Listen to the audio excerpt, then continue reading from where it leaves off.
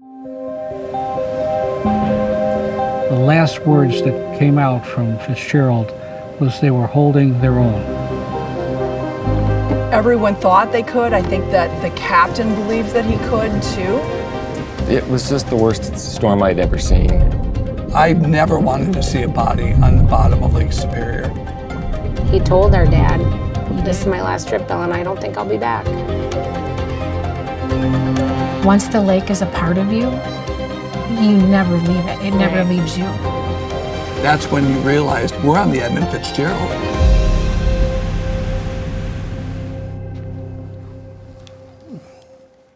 I grew up in New York and then came to Wisconsin in 1988 and been here ever since. I was an undergraduate student doing physics and meteorology. And when I came in the following day and saw the newspaper that said this big 700-foot ship sank in Lake Superior, I just couldn't imagine how a storm could sink a ship that big and on a lake. They can be a wonderful place to sail and recreate and enjoy the fresh water, enjoy the Great Lakes, enjoy the fishing, the boating, all of those wonderful activities. But when that wind turns and comes out of the northwest, it can be a bear. It can be just a horrific place to try and be sailing at all. Personally, when I first stood on the shores of the Great Lakes, I could not believe how big it was. And the fact that that is all fresh water was actually amazing. I call Lake Superior not only a lake, it's an inland sea. It is a huge body of water. From the point of Duluth Superior to the other end of the lake, that's more than 400 miles. I don't know of any other lake that's that big. In fact, you can take all the other Great Lakes that hold water and put it into Lake Superior and still not fill it up. At any time of the year, you can have large waves on these Great Lakes, but particularly during the fall is where you can really build up the large ones, and that's because that's when we get our mid-latitude cyclones, the weather systems moving in the Great Lakes areas. And when the wind over Lake Superior is coming from the northeast at 50, 55 miles per hour, can generate 25-foot waves have been observed by numerous ships, even 30-foot waves on the Great Lakes. I grew up in Duluth. I grew up very much on the sort of the working class side of town, industrial side of town. Growing up, one of my uncles had worked on the ore boats on the Great Lakes. And so from a very early age, had a very strong interest in just watching the ships and learning about the ships. And if you're interested in history, it started with lumber and then iron ore mining, and the economy of the city from before 1900 until maybe the 80s was hugely dependent on shipping. This is where the Industrial Revolution began. Nothing happened without steel. Nothing happened for steel without iron. At one time, we were making more steel than anywhere else in the world. It was right here, right in the Great Lakes. Shipbuilding is a big task. There's a lot that goes in from design to manufacture and then test a lot of the components that go into shipbuilding. So extreme care should be taken because it's a huge endeavor to make this a single ship. So the Edmund Fitzgerald was one of the largest ore ships on the Great Lakes. It was built to haul taconite ore from the Iron Range of Minnesota, Manitoba, Canada, and hauling the taconite ore from Minnesota, Wisconsin, all the way down through the Great Lakes. That made up a substantial part of the U.S. economy in the 1960s and the 1970s. And so the Fitzgerald was a vehicle, both literally and figuratively, that carried the American economy.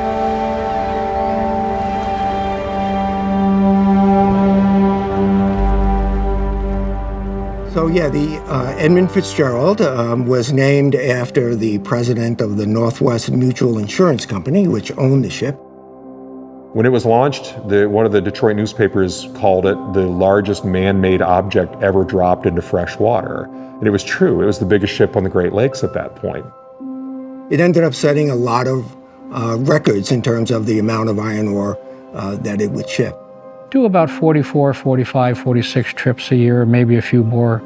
If you were to stack up her construction specs with the rest of the fleet, they would be pretty much the same. The Arthur Anderson was another ship that carried ore, and it was captained by a fellow named Bernie Cooper. The Fitzgerald at the time was actually captained by a fellow named McSorley. And it's not uncommon that the ships are going to travel together, particularly in nasty weather, so they can get feedback on what they're seeing in terms of wave heights, as an example. They both were very experienced folks on the Great Lakes, and in their, I would say, their prime in terms of captaining these large ships.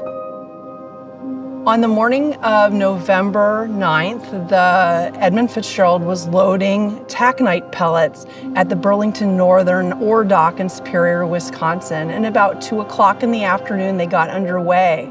Nice weather, but we know November weather. Most people, at least on the Great Lakes, are aware that the weather can be pretty dramatic. Fitzgerald left Superior, Wisconsin. It was November the 9th, 1975. The Arthur M. Anderson, another ore carrier, had just finished loading. And so these two ships were in tandem, going to cross Lake Superior. And when they left, the National Weather Service by now is developing good weather forecasting techniques through numerical modeling. So they were anticipating a storm developing and moving, but to the south of the Great Lakes. So wasn't all that worried about the weather at that time. But of course, once they were all loaded up and left the port, then the National Weather Service upgraded its storm, gave a new forecast, and they expected a storm to actually hit the Great Lakes. Cooper, as it turned out, really liked to track the weather, and so he was watching carefully what the National Weather Service was forecasting. At one point, based on the forecast on their route, they would be taking the southern part of Lake Superior. And the forecast at the time was when they were on that section of the lake, the winds would be coming out of the northeast. And so they realized there'd be a lot of open water between them and the strong winds. So what that meant was that they would have potentially large waves on the lake.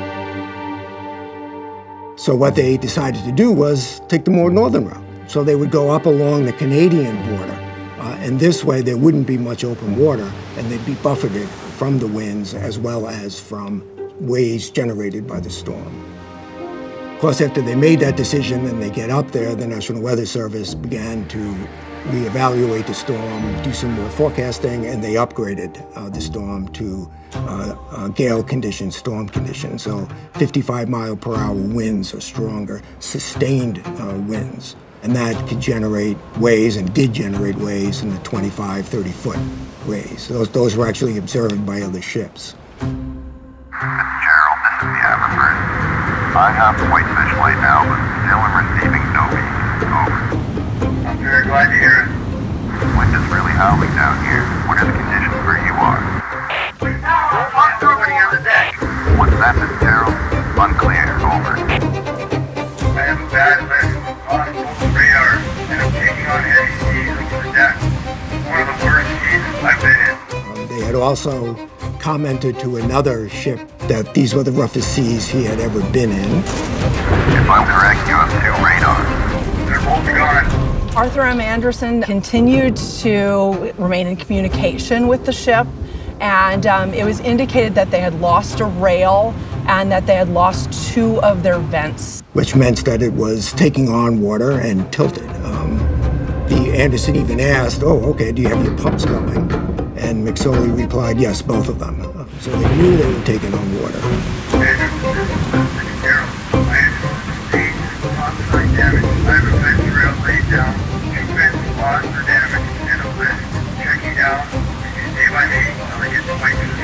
Charlie on that Fitzgerald, do you have your pumps going? Yes, both of them. Anderson, this is the Fitzgerald. I have lost both radars. When they got about 17 miles northwest of Whitefish Point, there was a snow squall that came through. The Fitzgerald had been on the radar screen of the Arthur M. Anderson. They could see the lights. Squall disappeared just about as quickly as it came. And right about that same time, they noticed that they couldn't see the Fitzgerald on their radar screens any longer. And they also couldn't see the lights anymore after that. Fitzgerald, this is the Anderson. We're about 10 miles behind you and gaining about 1.5 miles per hour. By the way, Fitzgerald, how are you making out with the problem? We're holding our own. I don't know that they at first really thought that anything had happened to the Fitzgerald. Maybe they thought that there was a problem with the lights or maybe the electrical system on board the Fitzgerald. But Captain Cooper on board the Anderson was really wondering about this. There were other ships in the area. He was reaching out to them to see if they could see the Fitzgerald. They could not find the Fitz. They looked through binoculars. Remember, it's 7:10 at night. It's pitch black. You have them on radar? Where are they at? They tried to call the Coast Guard, but at that time, Whitefish Point had been blown off with a power failure. Their automatic system did not click in, so they lost the beacon. They lost the radio beacon as well, and the Sioux went dark too, so all the radio communication for a half hour was shut off.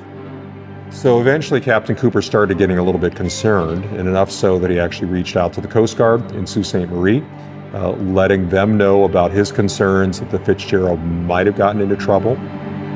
When we last had contact with him, at about 10 minutes after 7, 1910, and he said he was going along fine and no problem. He said he lost those vents and he had a list, and he said he was holding his own. The last time I talked with him, he said he was holding his own, and that's the last time I lost contact after that. And by the time they got to Parisian Island is when the Coast Guard started saying, we're sending helicopters, airplanes. The Naugatuck was trying to come up a tugboat, but it had engine problems. So they tell the Woodrush, you've got to scramble from Duluth with whatever crew you can get and make it over there. But it'd be 20 hours going through the same storm that just took 29 lives to get all the way to Whitefish Point. They eventually asked Captain Cooper to turn the Anderson back around and go back out into that storm, which is exactly what he did. Do you think there's any possibility that you could come about and go back there and do any searching? Over. God, I don't know. The sea out there is tremendously large. If you want me to, I can, but I'm not going to be making any time. I'll be lucky to make 2 or 3 miles an hour going back out that way. You're probably one of the only vessels right now that can get to the scene. I'll go back and take a look, but God, I'm afraid that I'm going to take a hell of a beating out there on it. If they could get a Anderson had the greatest spirit of seamanship, that if there's nobody else out there, let's go do this. But you can't blame anybody who didn't do that because their lives were on the line. In radio conversation between the Fitzgerald and the Anderson, the last words that came out from Fitzgerald was they were holding their own. Was it because McSorley knew that in spite of whatever he may do as captain, at this point, it's irrevocable. They're going down. The ship is broken. They can't pump it. They can't get rescued by the Coast Guard. They know that. The storm is too bad. It's just riding her down to glory, boys. We interrupt this program for a special news bulletin from Channel 10 News. An ore carrier sank tonight on the far eastern end of Lake Superior. We will have further details tonight on the news following Monday Night Football. Well, the night it happened, I was only 10 years old. But I remember it like it was yesterday because it had such an impact on me. I somehow convinced my mother to let me stay up a little bit late that night to watch Monday Night Football. So it was a Monday night. I will never forget that. And the newscaster for the ABC affiliate in Duluth broke into the football game with an announcement for the Coast Guard crew of the Coast Guard buoy tender Woodrush, which was based in Duluth, ordering them to report to the ship immediately, and that they were responding to reports of the Edmund Fitzgerald sinking in the eastern end of the lake. We were getting ready to watch the Monday Night Football game that night. And that's when we got notification that we needed to come back to the ship that evening, and we were notified by the local TV stations. There was like a blip that went across the bottom of the screen, and it said the Woodrush crew should report back to the ship, you're being recalled. We knew something was wrong. I remember it being on the TV screen. Yeah. It was being announced by Danny Anderson on the news. Yeah. Grandma was there, and Aunt Mary, and Uncle Tom. And that was on the TV screen. There were phone We knew it was missing. We knew that. We knew it was missing. Papa's boat is gone. Or Papa's boat is missing. Papa's boat is missing. I remember walking to the window and looking at the storm. And I don't think in Duluth the storm was as bad as it was where the Fitzgerald was, but I remember seeing the trees bending over, and I remember thinking at that time almost more about the crew of the Woodrush and thinking they have to go all the way across the lake in this. I was working that night in the Channel 10 newsroom here in town, and somebody was talking about a ship that went down on Lake Superior. I debated whether I should go on the air right away with the story, because I know full well that some of the crew on the Edmund Fitzgerald were from Duluth. As a result, there were family members living here in Duluth or in the Twin Ports area. So I knew that if I went on the air, I might be informing family members that their loved one has died on Lake Superior. Then I looked at the totality of the big event of the sinking of the ship. It doesn't happen every day, and I think the public had a right to know what was going on that big lake. There were nothing but phone calls, people asking, was this man on there? Was this person there? Can you tell me more? Are they in a lifeboat?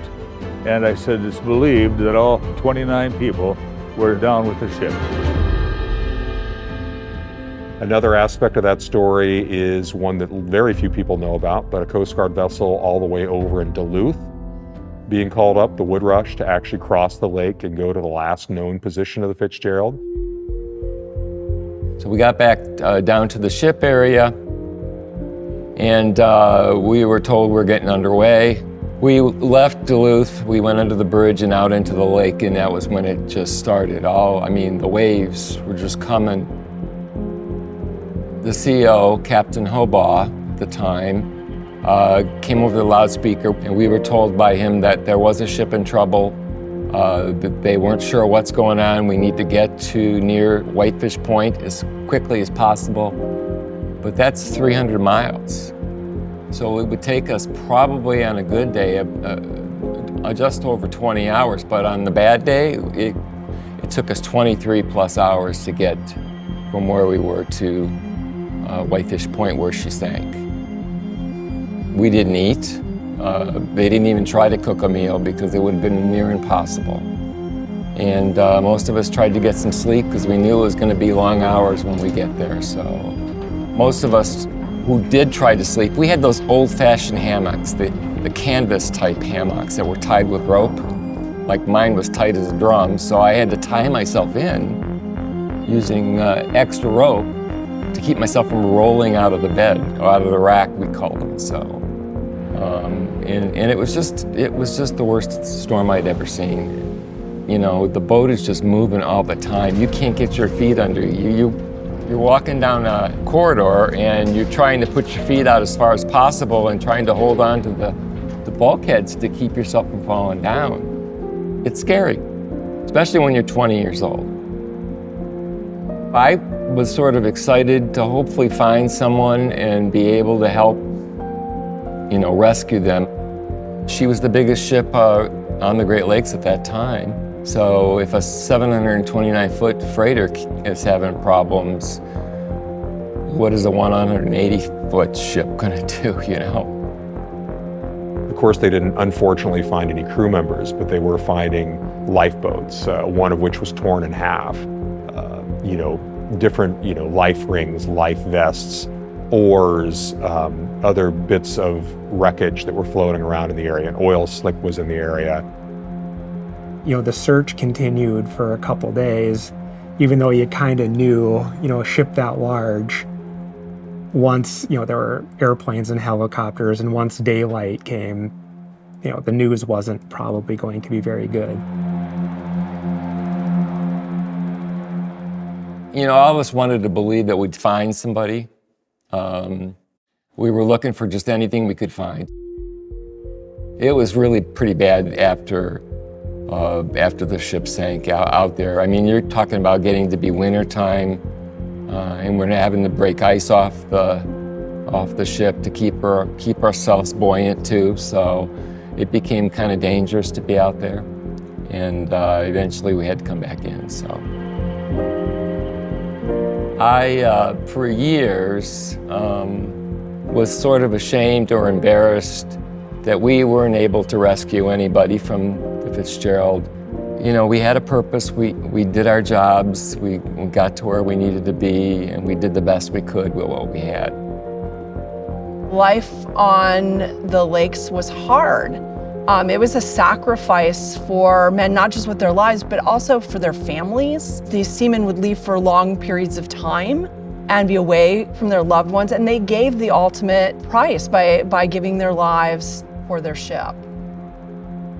Simmons was, we almost called him a plank owner, and he represented the Fitzgerald, I'd say even more so than the four captains, that sailed it, and had a long career and was ready to retire. But McSorley supposedly asked him and McCarthy to stay on till he was going to finally retire. John D. Simmons, yeah. Mm-hmm. So he's always been Papa. He was all of our kids call him Papa, and they never knew him. Our grandkids call him Papa that was on the boat. Yeah. Yeah. He was always a sailor. He never did anything else. He was underage. He lied to be able to sail.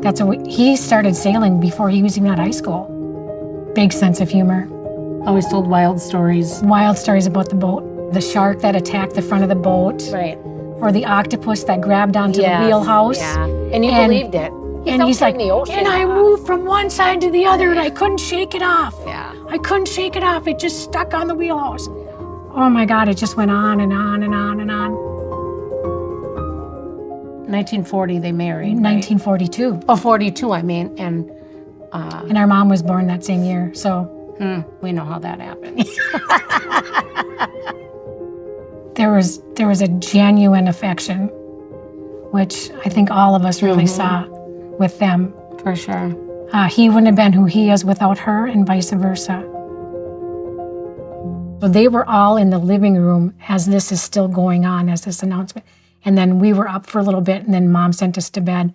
By then, we knew it was gone. The 11th, we knew it was. It was gone. Yeah. It couldn't be recovered. Because we knew that there was some lifeboats and. Because we were seeing the lifeboats, or we were hearing about the lifeboats and how torn up they were. And there was no life. There was no life found. There was nothing found except for debris. No survivors, no survivors, no survivors. I just watched my mother fall apart. We all did. We watched our mom just fall apart. Her father was so important to her, and their mother was so strong. She was just remarkable. She was there for her children. Yeah. When it was finally done and there was no chance to recover any of them, it's probably one of the only times in my life I saw my dad cry. And there was a genuine heaviness that spread throughout all of our families when he passed away. And that I will never forget. Several local families were affected. 5 men from this area were lost on that ship. Alan Coleman, who was from Washburn, Michael Armagost from Iron River, Joe Mazes from Muckwa, Lane Wilhelm from Muckwa, and John Simmons from Ashland, Wisconsin. And some of their families are still around. Fitz belongs to everybody else, but John Simmons belongs to us. It's sad, but But you're proud. You are. It's sad, but you are proud. Because he is here. And he's there.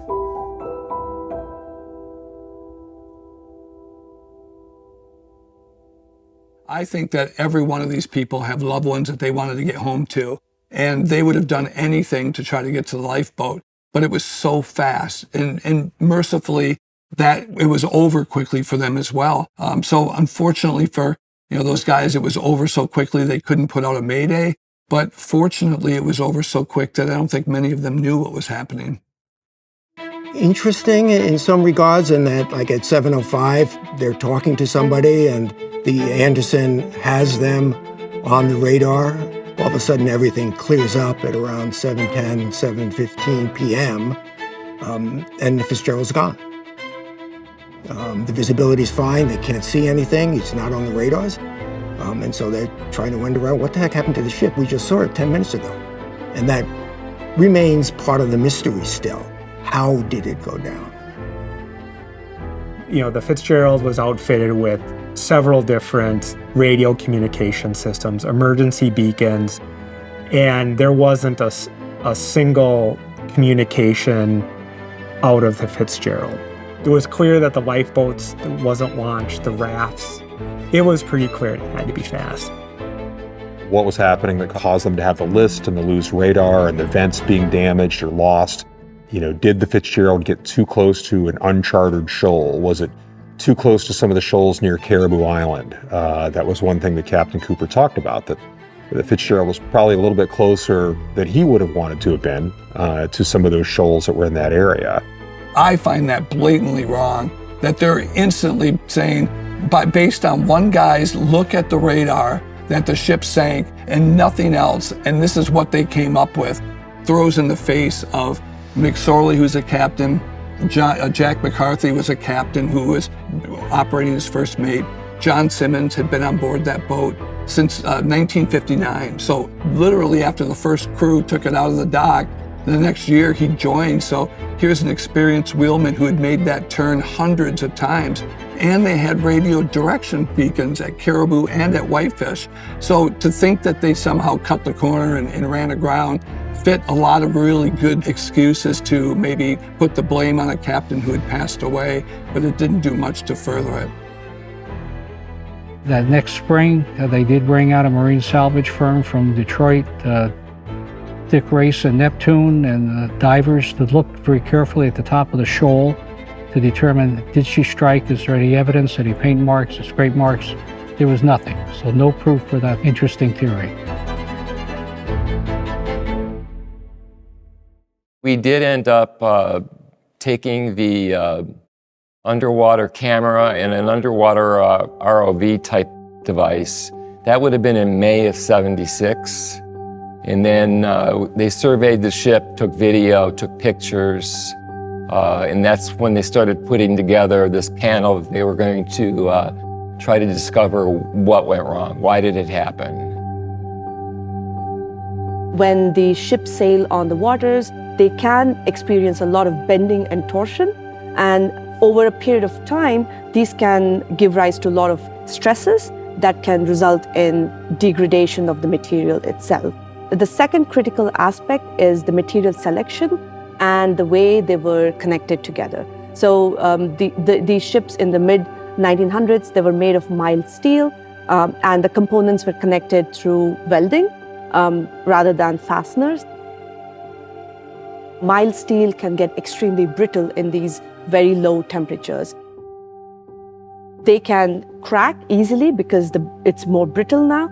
So yeah, all these aspects together, the geometry of the ship itself, the way the parts were connected, and the environmental factors in and around Wisconsin could have resulted in a tipping point on the day of this horrific tragedy. The marine casualty report that was put out by the Coast Guard and then later the National Transportation Safety Board, one of the main issues that they pointed to that very likely could have caused the sinking of the Edmund Fitzgerald were the hatch covers perhaps weren't secured properly. And then that's become a source of debate too. I mean, were these ships when they were going out, were they securing those hatches all the time. Photography will sometimes tell us maybe not exactly the case, but that's open for debate, and it has been debated across the decades. I don't think a lot of people buy that, and that's where a lot of other theories start to come into play. I kind of subscribe to the untightened hatch covers. The waves were so high, they were splashing over the deck. The boat was filled with taconite pellets. It was riding very low in the water. The hatch covers, if they're not tightened properly, they can open and there could be significant waterlogging. Even if there were no other structural damage that occurred to the ship, just the waterlogging in the hatches could result in the ship sinking. My uncle would say there's only one way to put on a hatch cover, and so he would doubt that was the cause. Would they blame the hatch covers? Bullshit. Who are we to say? We don't know. We don't know, but I don't know. I just have a really hard time believing. Me too. That if they knew there was weather coming, every one of those hatches would have been battened down. Especially the storm they were going into. Correct. The Coast Guard always seems so off limits to us. Like no matter what they said, it didn't matter how you felt. Whatever they said was law. That's kind of how I always felt about it. In going through all of the Coast Guard tapes of when Curve 3 went down, I listened to the audio, everything, and it's very evident that especially Captain Wilson, who knew the most about Great Lakes ships, was looking for hatches. And when he found them, he got very elated that there's one right there, and they found them on the stern, and they found them on the bow section. Hatches 5, 6, and even when they went down to the broken section, there's parts of 10 and 11 that are down there. What they noticed was the end ones were stretched out or sheared off, and the ones in the middle were all intact.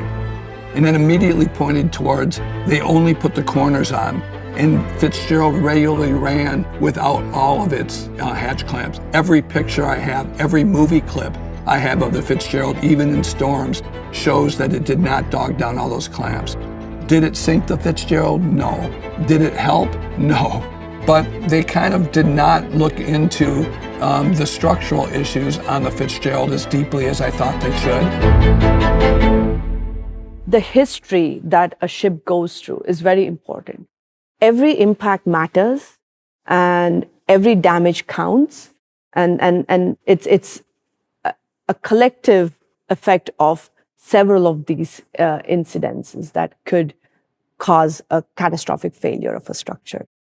If there is issues with hatch covers, some structural parts being damaged, they should be addressed immediately before the ship sets sail again. I truly believe that based off what we were told from our family that there were issues with the boat. It was never repaired correctly. And Agreed. Papa didn't think he was coming back. There was something in him that knew that was his last trip. That Christmas before. He told our dad, he did. "This is my last trip, Bill, and I don't think I'll be back." Papa knew that boat inside and out. He was on it a long time and was a big part of it. So for him to say that, I believe him. There was damage done to the boat, and he never felt it was repaired correctly. And he knew that McSorley would take on more. He was a heavy weather captain. Yeah. And obviously he's a company man. He's got to push it to the... He was budget conscious, which of course is part of the Great Lakes shipping, And that was always eerie when Dad told us that. Oh my God, yeah, I remember. I still get chills when I think about it. There were modifications made to the Fitzgerald that were never in the blueprints. When she went to bow thrusters, they put in 10 tons of machinery into a bow that was never designed for that. It was just better technology that could eliminate the need for a tugboat when they get to the docks. They converted her from coal to oil. You can't just blame the cargo. You've got to look at a lot of mods that were made that you hope architects looked at and said, yeah, we can handle that, that'll be fine. But they didn't gamble a captain that kept pushing through storms like he did. The question that always comes up is, did it break up on the surface or did it break down when it hit the bottom? or somewhere in between. It's flipped over and it's broken into two independent pieces, but they're not fallen too far away from each other. They're pretty close. So one of the theories is that it sunk and then hit at the bottom and split. You've got all the water that was coming into the ship from unknown damage. You've also got 29,000 tons of taconite pellets. Took a very heavy nose down and just simply dove into the bottom, cracking up, if you will, quite literally as she struck bottom. There are some who think that it broke up on the surface. I used to be one of those. I don't think it broke up on the surface anymore. I think that they would have seen it, right? Because in 10 minutes, it's down. And there's two parts, the bow part, which is sitting right side up, and the hull part, which is flipped over. So you're seeing the base of it. So how that happened, how it went down also now adds to the mystery of how did it sink. For what I can see, there's quite a bit of taconite pellets which are spilled out around the wreck, but I believe from what I see that it's likely that it broke on the surface and went down in two pieces. I think that it was this perception that it was somewhat unsinkable, and that they just needed to make that run, and they could have probably made that run to Whitefish Bay. In fact, he says we're holding our own. So they only had another 15 miles to go to get behind the point to get into the lee. I think that everyone thought they could. I think that the captain believes that he could too. Otherwise, he wouldn't have put his crew and his boat at risk to do it. There's no question McSorley took a lot of chances. At least two guys told me that they were almost killed by him. The Weather Bureau had the picture of the Fitzgerald as the boat that made it through the most storms. And they had 5 gale force storms in 75 alone that they went through. Anderson didn't have that. No other ship had that. But Fitzgerald, that had structural issues, did. So it doesn't take a lot to figure out what happened. So yeah, it's a really interesting mystery, if you will. And as I read different books about it and different stories and look at things, over the time, I've also modified, well, okay, maybe, how did it go down? And so my theories have also changed. In the Great Lakes regions in general, particularly in November, there have been some really nasty storms.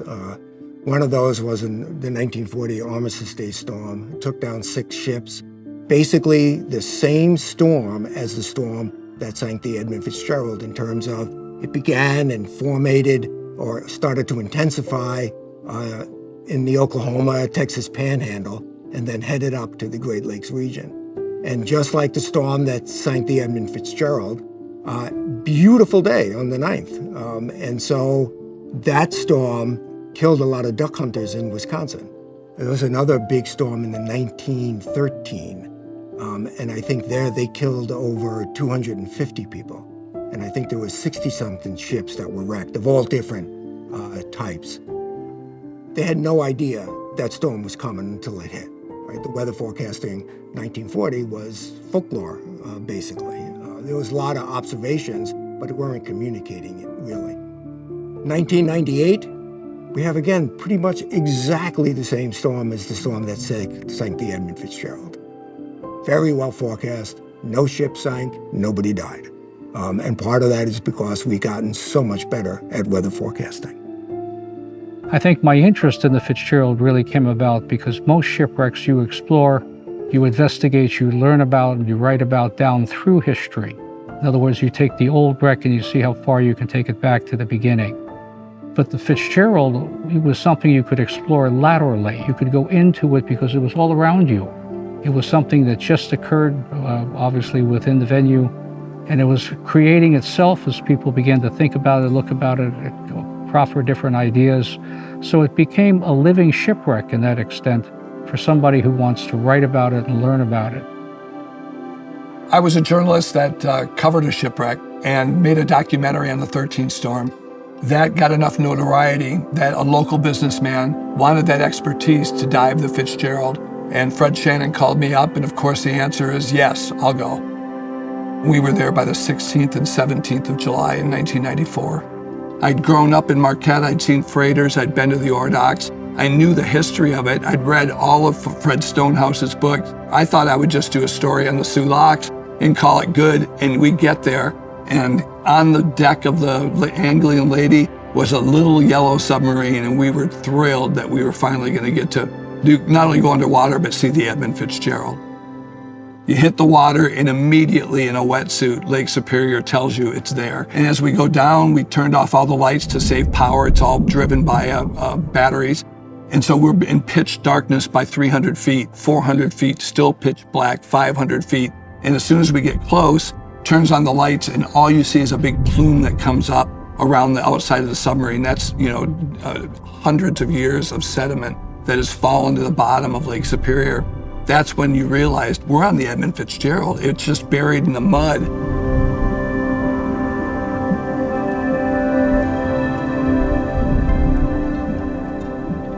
We went around the back of hatch 1, and then we went up to the name on the port side, and it was all beat up, broken plates. The Edmund letters were huge, they were several inches tall, and they filled the portholes, and I was just blown away. So we went up to the back section of the Fitz. We looked for any scrapes on the bottom because one of the theories was that it ran aground. We saw absolutely no indication on the entire upside down 160 feet of the Fitzgerald. I found a rope that was over the top of the skeg or the bottom of the propeller where the actual rudders connected. We saw down the bottom a huge pile of taconite that was aft of the ship, again pointing to breaking apart on the surface. By then, my time was up. We tried to save power because we knew we wanted to do one more dive. The conditions were perfect.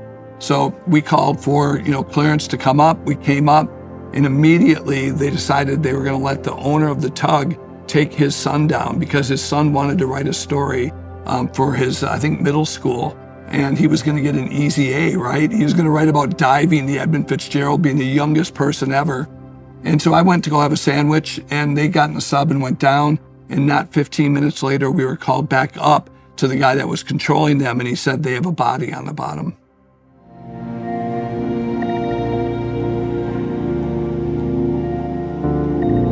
That was the lowest of low.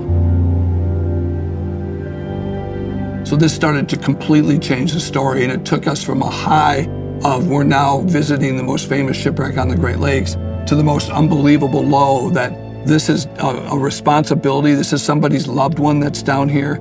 And what are we going to do about it? I never wanted to see a body on the bottom of Lake Superior. I never wanted to be caught up in the controversy of being a part of that.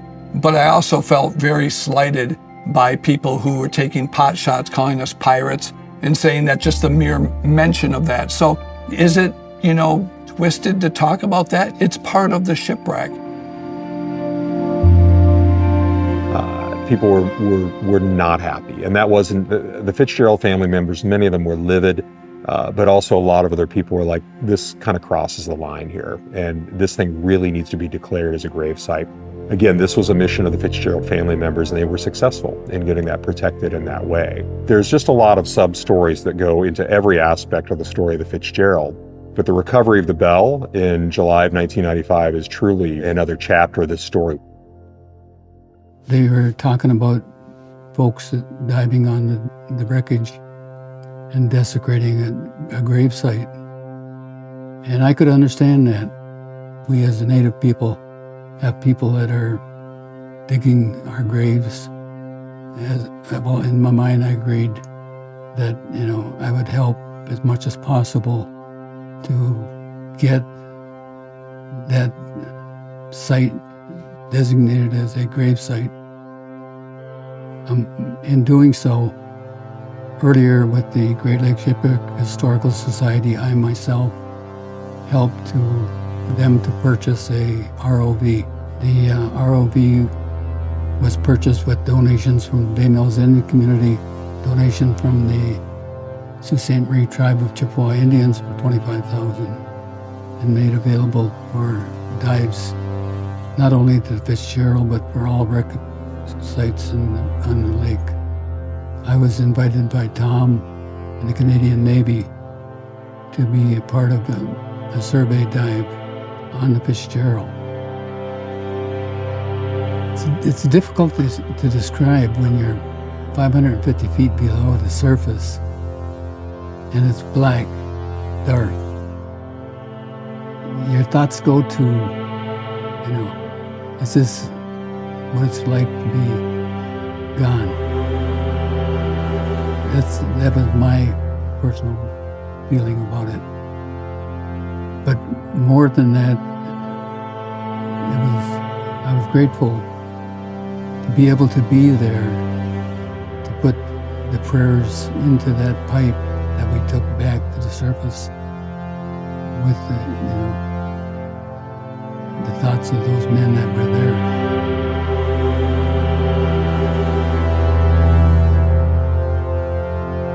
The Shipwrecks Society was involved in 3 of these expeditions that went down to the Fitzgerald. People sometimes forget that Fitzgerald is actually in Canadian waters.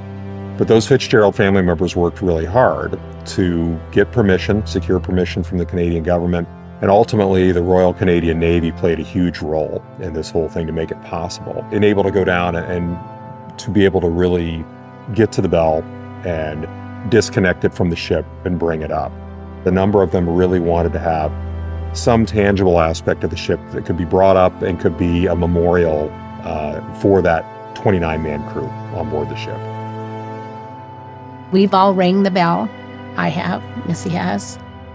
You're only 12 miles away from where he lays. 17. 17, sorry. She loves me. No, I don't, but I don't want you to be on there and say it's 12 and they're going to say she's wrong, it's 17. Anyway, it's moving and deep. It's so surreal. It is. Yeah. It is. So even though it's a 6.5 hour drive, it's still worth every mile because you're getting closer to him. Mm-hmm. And that's big. I hope that that the Canadian government would allow a permit for an archaeological examination of the wreck. There are always these questions that come up as to what happened on this particular shipwreck. There were plans for this ship. We understand it was built modularly, and we can understand how it was put together. We also, from shipyard records, we understand what repairs were made to the Edmund Fitzgerald. Those records don't exist for most of the shipwrecks that I work on.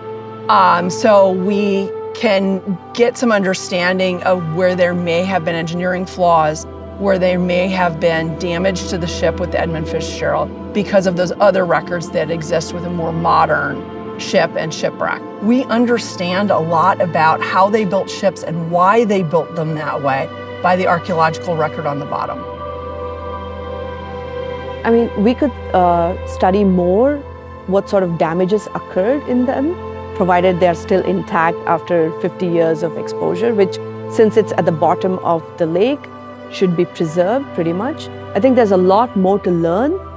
Yeah, it's strange that a ship like Titanic has been, researched so much. People have gone and made a movie out of it, and we know so little about Edmund Fitzgerald in that sense. I believe if someone really looked at it and examined it, we would be able to have a final understanding of what happened in those last moments of these 29 humans that ended up sacrificing their lives for their ship.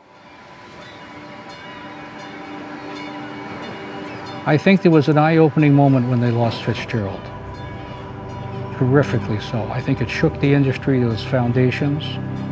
I think it was a inexplicable to a point experience that they didn't want to have again. So I believe that you saw a lot of effort made to make it safer. But when the Weather Bureau saw in the recommendations of the investigation of the loss of the Fitzgerald that one of the prime recommendations from the Coast Guard Board was improved weather forecasting, they took it to heart.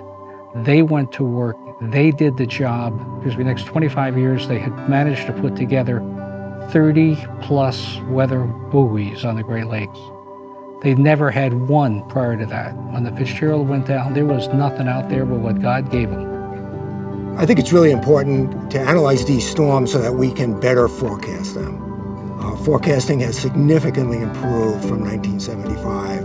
And part of that is improvements in computational facilities that allow us to incorporate more and more physics into the numerical weather modeling, the equations, if you will. I think the weather forecasting has contributed to the fact that no big ships have gone down since the Edmund Fitzgerald. It still remains the largest ship to have sunk on the Great Lakes. But I think also lessons learned after the ship went down led to some changes in terms of procedure. It led to some, greater thinking about safety procedures and the Coast Guard's ability to actually respond.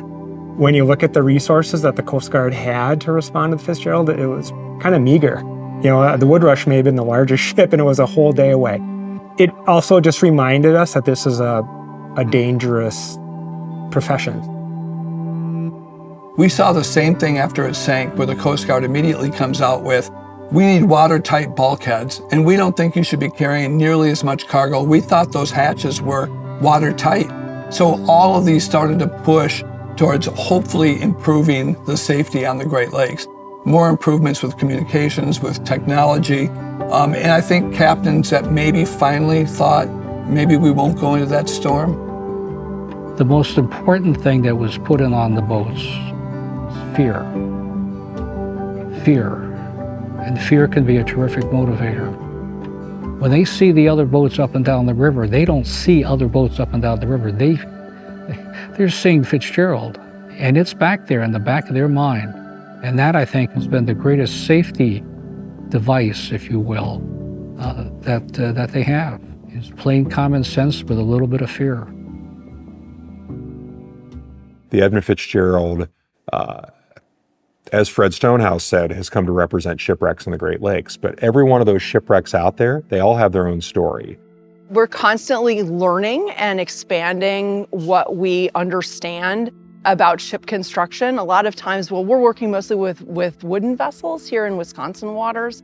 And so back then, it was really a trade that you learned. It seems that there's an interest with sharing this. People get excited about it.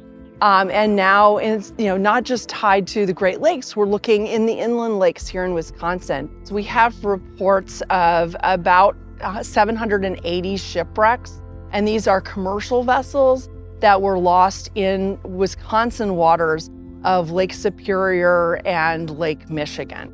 We have an active underwater research program here at the Great Lakes Shipwreck Historical Society, and we found 15 shipwrecks in about the last 5 years. And we've been very lucky, and the stories that go along with these wrecks they're astounding. And in a lot of ways, some of these wrecks were the Edmund Fitzgerald of their day.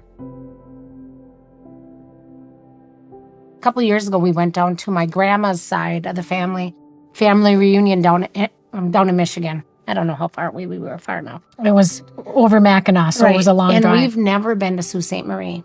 All the times we've gone up to Whitefish, because it's winter time when we go, November, it's freezing.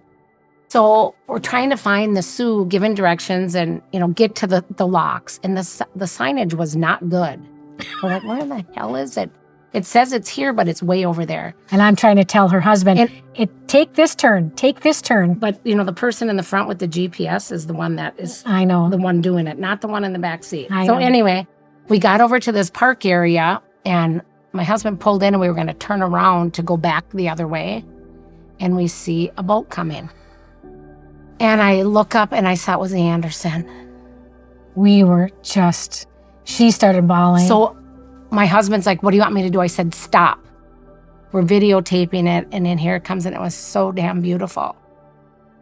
And it was amazing.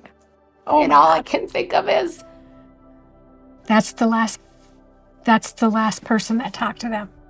That's the last person that they contacted. They were with Papa that night. And all of a sudden, he blows his horn. Yep.